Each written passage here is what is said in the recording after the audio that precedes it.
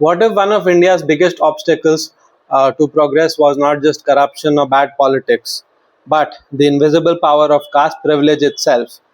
That is the central idea explored in this book titled Meet the Savarnas by Professor Ravikant Kisana. And honestly, whether you agree with every argument made in this book or not, it is very difficult to ignore how bold and thought provoking it is. Uh, Most books on caste focus on the experience of marginalized communities, but Professor Kisana takes a very, very different approach. Instead of only examining oppression, he turns the focus towards India's dominant caste elites, the Savarnas itself. And that shift in perspective is what makes this book stand out immediately. If you see the subtitle itself, it is pretty provocative. First of all, this is the title, Meet the Savarnas, Professor Ravikant Kisana. It's published by Penguin, and it has a pretty good design. Uh, Indian millennials whose mediocrity broke everything. That itself will tell you what this book is going to be about. You'll know that it is not going to be a soft or a comfortable read.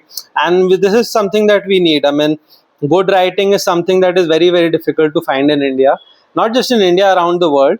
And this is not anyone's fault in particular, but I guess with the realification of the entire world, with our attention spans uh, dropping significantly, alarmingly, so to say. So I like the first line in the book itself. For all the versions and fractions of me that had to die for me to become the person who could write this work, you were all good and valid. And this is something that tells you how self-aware this person is, the author is self-aware and self-accepting this person is, which, I mean, once you reach that stage, what you write, what you say carries a different sort of a weight, something that a lot of people would do well to appreciate. So if I go back to the book, I mean, Professor Kisana asked some really, really uncomfortable questions. The first of which is, I mean, he does not ask them directly, but I'm just paraphrasing it. If India's privileged and educated classes had the best opportunities after liberalization, then why did so many institutions still remain unequal? Why does caste continue to influence access, networking, and social mobility even in modern urban India? And why do so many people believe that success is based purely on merit without even questioning inherited privilege?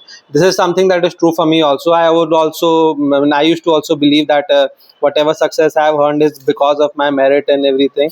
But once you start reading a lot of people, getting a better perspective, you realize that it's not just merit. It's inherently, a lot of it has to do with the privilege that I was born into, and a lot of people have been born into. So this is the prologue. But one of the strongest aspect of this book is basically how confidently challenges the idea that many people simply accept without thinking deeply about them. The idea that as I have told you before, the idea that merit is success is purely based on merit and not about inherited privilege. And the discussion around merit is very, very powerful. He argues that privilege often disguises itself as merit. And in simple words, I mean, people inherit advantages and later treat those advantages as if they were earned entirely through hard work. So this is something that a lot of people, including me, used to believe this. But I think so. Hopefully, this belief is breaking because it is important.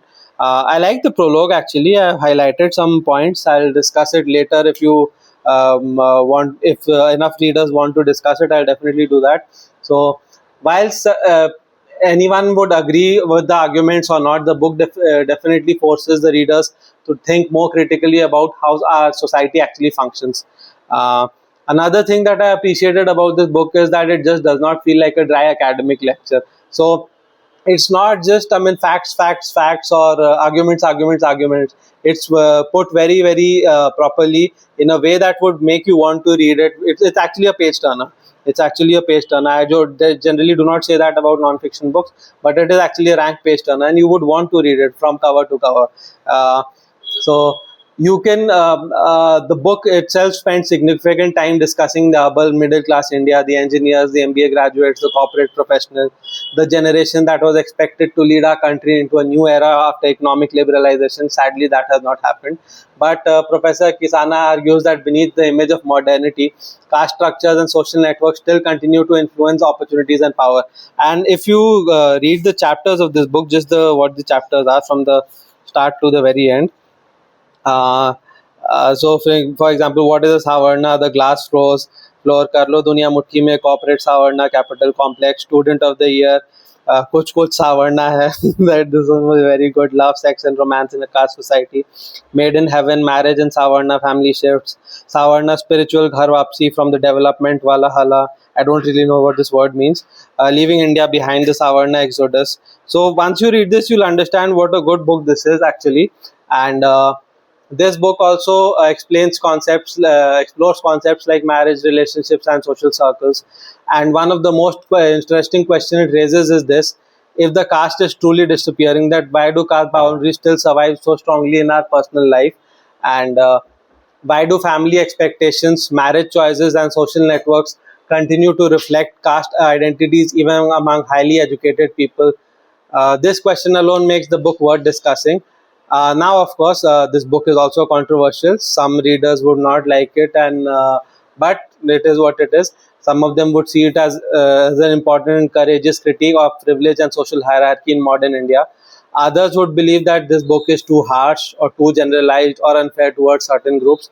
But I would slightly disagree with what they are saying. Actually, you should read the book to understand what this is about. It's actually a pretty good book. Uh, what I appreciated about this book was the ambition of this book.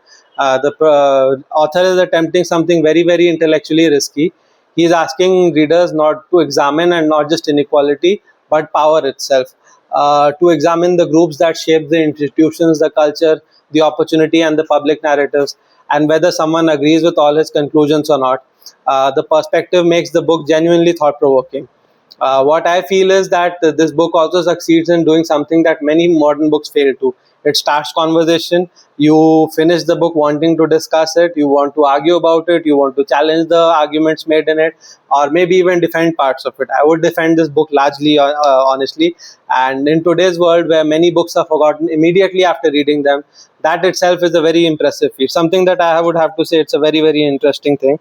So if you read about this book, you'll get to know it. It explains the meaning of what a Savarna means, and how in every Indian textbook, the introduction to the system itself begins with the first lesson on the Varna system. Then it examines these two diagrams. Basically, this is the diagram that we would have seen mostly in our school textbook, but this is what the professor argues is a bit more accurate. Uh, I would say overall, I mean, we can discuss a lot of parts of this book. If you want me to discuss it, definitely let me know. Overall, I would say that this book is not an easily or a universally agreeable book, but it is definitely a very bold, intelligent, and a conversation starting one. And that is why so many people are talking about it. I'm not kidding. This book is actually gaining a lot of popularity. So I hope we would discuss more such books in the future. So, for more such book reviews, subscribe to my channel, Book Reviews by Aditya. Thank you.